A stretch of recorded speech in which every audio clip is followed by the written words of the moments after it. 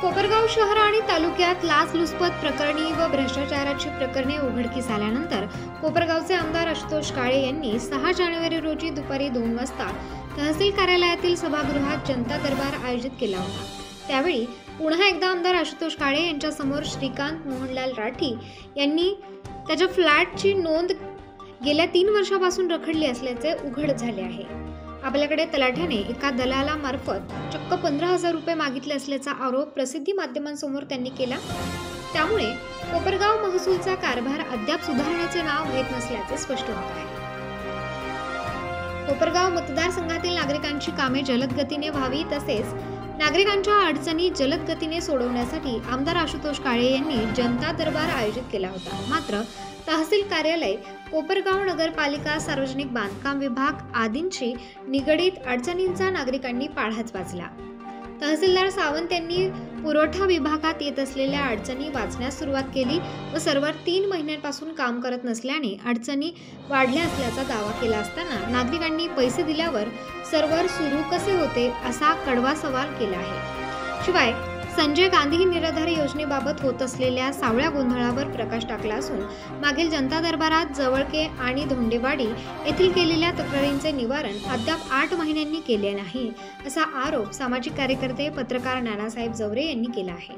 त्यानंतर एकही प्रकरण मंजूर केले नसल्याचा आरोप केला आहे। तसेच शिवार रस्ते खुले करण्याचे सरकारने धोरण असताना याकडे महसूल विभाग कानाडोळा करत असल्याचा आरोप केला आहे।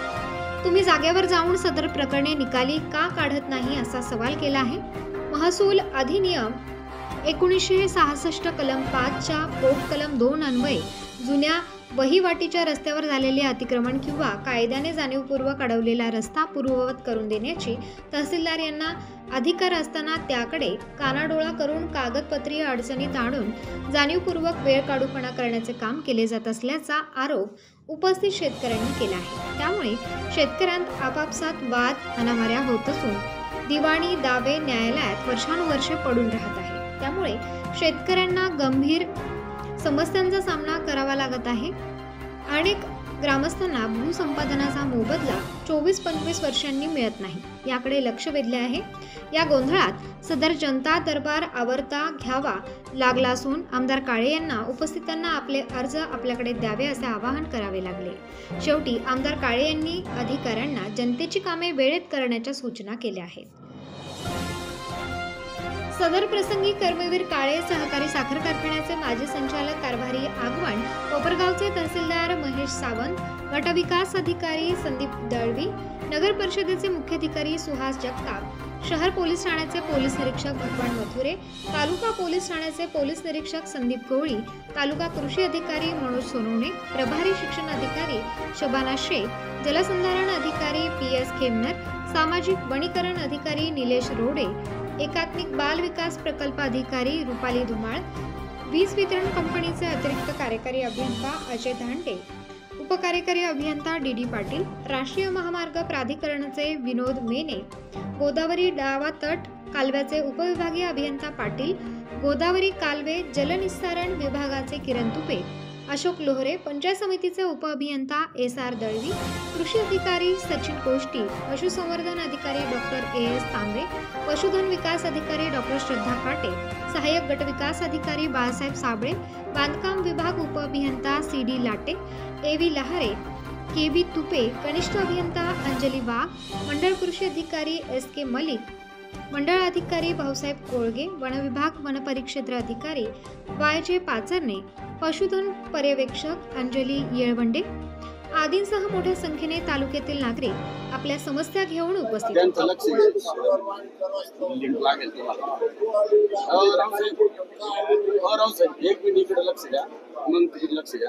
मागच्या आम दरबारामध्ये जनता दरबारात एक विषय उपस्थित केला होता, कोणता संजय गांधी निराधार काही आमच्या भागातले प्रकरण नाही।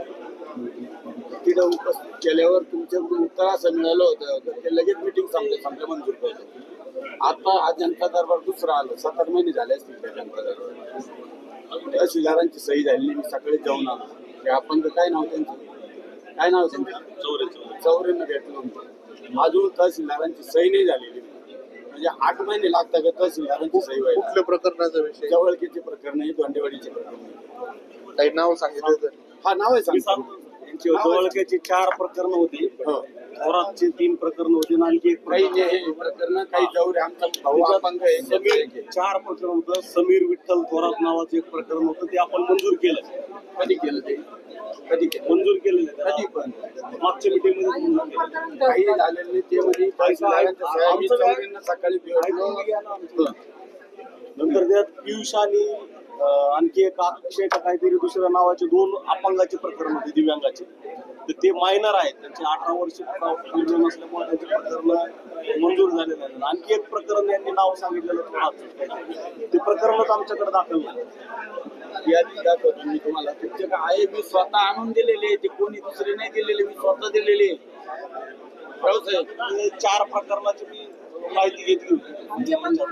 आणि जे तुम्ही म्हणताय मागच्या मिटिंगच्या प्रकरणावर सह्या झालेल्या नाही, त्या अर्जदाराचे त्याच्यामधले फक्त 47 अर्ज परिपूर्ण आहेत आपल्याकडे आलेले. बाकीच्या सेल्फ अटेस्टेशन नाही, डॉक्युमेंट कुणी दिले, काय दिले, कळवलं पाहिजे की नाही?